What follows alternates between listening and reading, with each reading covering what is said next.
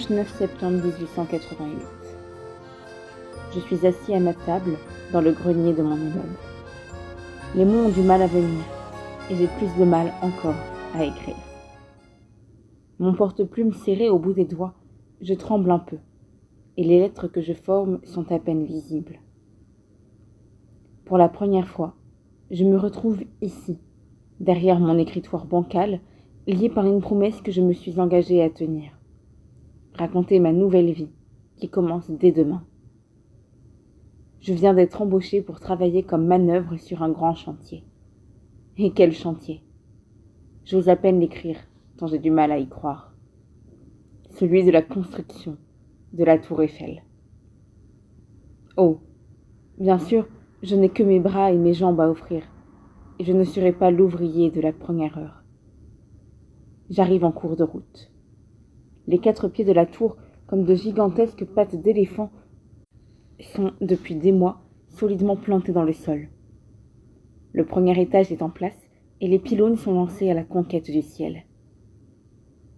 Depuis plus de 2 ans, des centaines de personnes, comme les abeilles d'une ruche bourdonnante, s'activent à terre et dans les airs. Je n'ai pas perdu une miette de leur travail. Ce qu'ils réalisaient si spectaculaire. Jour après jour, à la sortie de l'école, je les ai observés, scrutés, les yeux écarquillés, fascinés. Et moi, Léon Dufresne, petit Parisien de 14 ans du quartier de Grenelle, rue des Entrepreneurs dans le 15e arrondissement, je m'apprête maintenant à les rejoindre. C'est presque inimaginable. T'en as de la chance, répète mon oncle Jules depuis plusieurs jours, en me donnant à chaque fois une grande claque dans le dos. Moi, à ton âge, ça faisait déjà un bon moment que j'étais au boulot. Et c'était pas pour construire la Tour Eiffel. Ah, ça non. Mais pour décharger, la nuit, aux halles, des pleines charrettes de navets, de choux et de poireaux qui arrivaient par centaines. Ça sentait fort. C'était dur. Et beaucoup moins prestigieux que ton chantier. Et pourtant, qu'est-ce que j'étais fière. Il a raison, mon oncle. Travailler sur le chantier de la Tour Eiffel, c'est une chance inouïe. Quand je me dis que je vais participer à la construction de la tour la plus haute du monde, cette œuvre si extraordinaire, ma poitrine se gonfle d'orgueil. C'est incroyable, mais on dirait que la Providence me sourit. C'est vrai qu'elle a déjà bien fait les choses en permettant mon embauche. Avoir le flot continu des ouvriers qui défilent chaque jour au bureau de la tour pour demander du travail, c'est sûr que je n'aurais jamais été pris si j'avais fait comme eux. Mais Antoine Robic, un ami de mon père, connaît Monsieur Compagnon, le chef de chantier et l'homme de confiance du grand Monsieur Eiffel. Il lui a parlé de moi et sans doute aussi de mon père. L'affaire n'a pas traîné. Il a décidé que je commencerai le lundi 10 septembre, c'est-à-dire demain. Tout allait si vite. J'ai d'abord été un peu effrayée. Il s'agissait d'aller sur le prestigieux chantier de la tour. Et je dois l'avouer, j'ai eu peur de voir mon existence basculer en si peu de temps. Peur de changer de vie. Peur de quitter la maison au petit matin, encore un peu endormie, et de revenir fourbu à la nuit tombante, comme le faisait papa. Peur aussi de devoir renoncer à tout ce que j'aime. La chaleur de la blanchisserie de ma mère, l'odeur du linge frais et les rires des clientes, mes amis d'école, les visites à la forge chez le père Brun. Peur d'être un homme, en somme, a lancé maman, capable de percevoir en un éclair tout ce que j'ai sur le cœur. L'oncle Jules, son frère et fidèle soutien, est alors intervenu. Fais pas ta mauviette, Léon. On sait bien que t'aurais préféré continuer les études. Mais ta pauvre mère ne peut pas te nourrir toute ta vie comme elle le fait aujourd'hui. Elle trime pourtant, ah ça oui.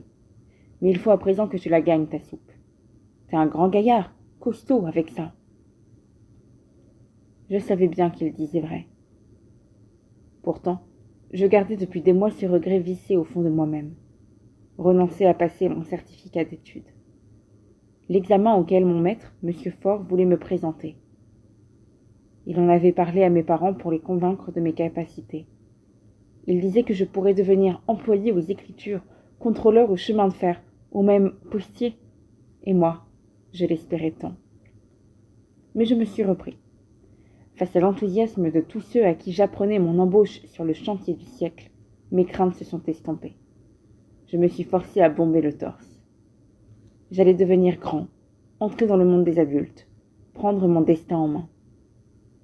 Je me suis répété toutes ces grandes phrases pour qu'elles entrent enfin dans ma tête. Et en réalisant que chaque quinzaine, je rapporterais des sous à la maison pour les donner à maman, tout s'est éclairé. La voilà, la vraie raison qui me pousserait à travailler. La cloche de l'église vient de sonner 8 heures. Oh, quel bruit! Je ne pensais pas que le son pouvait résonner autant et bien plus ici sous les toits que dans la boutique ou notre logement au premier étage. Ici, au moins, le temps ne pourra pas filer sans que je m'en aperçoive.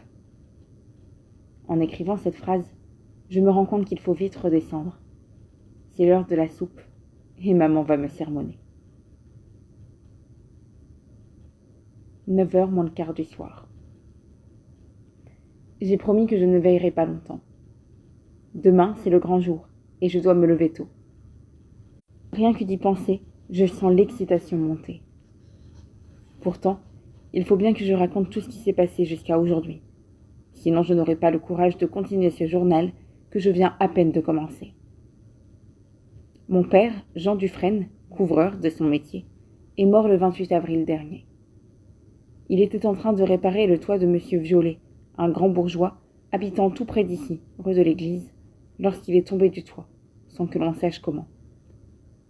Ma gorge se serre en écrivant ces mots, mais il faut que je poursuive. Il y a quelques jours, maman était débordée de travail. Un soir, sans réfléchir, elle m'a demandé d'aller livrer le linge de madame Violet. À l'idée de me rendre à l'endroit où papa était mort, j'ai eu un coup au cœur. Sûr que cela me coûtait d'y aller, mais le regard implorant de ma mère m'a convaincue. Je devais prendre sur moi, être fort, au moins pour maman. La domestique que j'avais aperçue quelquefois à la boutique m'a reçue très gentiment. Elle connaît bien la blanchisserie et toute notre histoire. Au moment où elle m'a rendu le panier vide, d'un coup, Rose, la jeune fille de la maison, a dévalé l'escalier et s'est retrouvée nez à nez avec moi. Comme par magie, à cet instant, mon malaise a laissé place à un grand trouble. Ses boucles blondes tombaient en cascade sur ses épaules.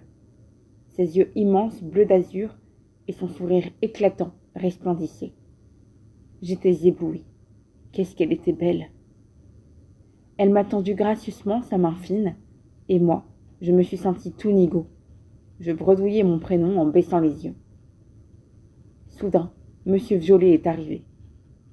J'étais encore sous le charme de l'apparition de sa si jolie fille. Et lorsqu'il m'a demandé de le suivre dans son bureau, je l'ai suivi comme un automate.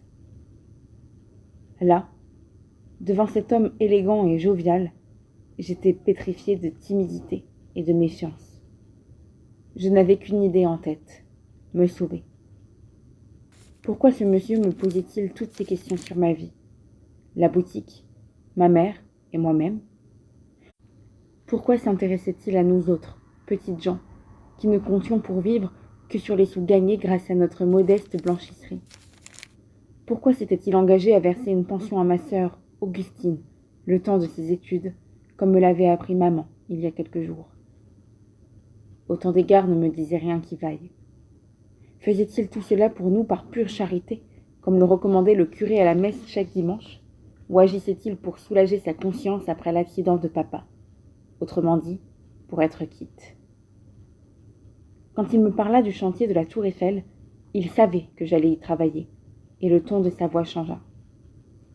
Il s'enflamma subitement, évoquant son ami Gustave Eiffel, le magicien du fer, l'ingénieur de génie, en passe de réaliser l'exploit le plus audacieux de cette fin de siècle. Il s'était lancé dans un discours qui semblait ne pas avoir de fin. Heureusement, la domestique frappa à la porte pour l'avertir que c'était l'heure du dîner. En me raccompagnant vers la porte d'entrée, soudain, il se retourna vers moi et me lança « Pourquoi, mon petit Léon, ne raconteriez-vous pas vos journées sur le chantier? Vous allez être le témoin et l'acteur d'une entreprise extraordinaire. Il faut l'écrire, s'en souvenir, garder une trace de cet événement exceptionnel. » Cette idée me sembla étrange sur le coup. Pire, Elle me rebutait venant d'un homme qui était lié à la mort de mon père et à notre malheur.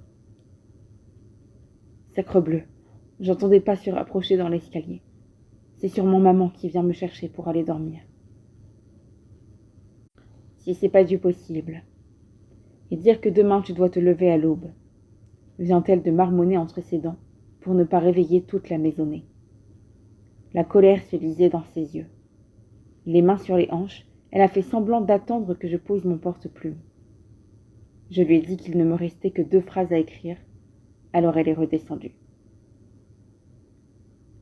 10 heures du soir. Je reprends. Cette idée de journal, je l'ai d'abord eue en horreur. Puis, petit à petit, elle a fait son chemin dans ma tête. J'ai un peu oublié Monsieur Violet. Ma rancœur est retombée. Pour me persuader que j'étais capable de me lancer dans cette entreprise, je me suis mis à repenser aux rédactions de l'école. C'étaient mes devoirs préférés. Quel plaisir j'y prenais, et quelle énergie j'y mettais, recopiant mes phrases, rayant les mots, développant mes paragraphes. Mon courage était presque toujours récompensé. J'obtenais souvent la meilleure note, avec l'appréciation de mon maître que je relisais des dizaines de fois. Très bonne expression des sentiments. Ce qui m'a vraiment décidé, c'est ce grenier. Le propriétaire de l'immeuble, M. Gambesseuil, a pris en pitié maman, qui ne savait plus où se tourner dans la boutique, tant le linge s'entasse dans chaque recoin par manque de place. Il lui a proposé de prêter les combles au 4e étage, qui ne servent à personne. J'ai cru que maman allait l'embrasser, elle était si contente. Avec l'aide d'Augustine, on y a fait un grand ménage. Avant d'y monter tous les vêtements que les clients de la boutique oublient de reprendre, on a jeté tout un fatras d'objets abandonnés ou cassés. Sauf une petite table bancale et une chaise un peu branlante que j'ai aussitôt adoptée. Me voilà donc ici, dans ce grenier qui sent la poussière, au milieu des malles et des vieilles fripes, en train d'écrire ma vie. Et je suis le roi.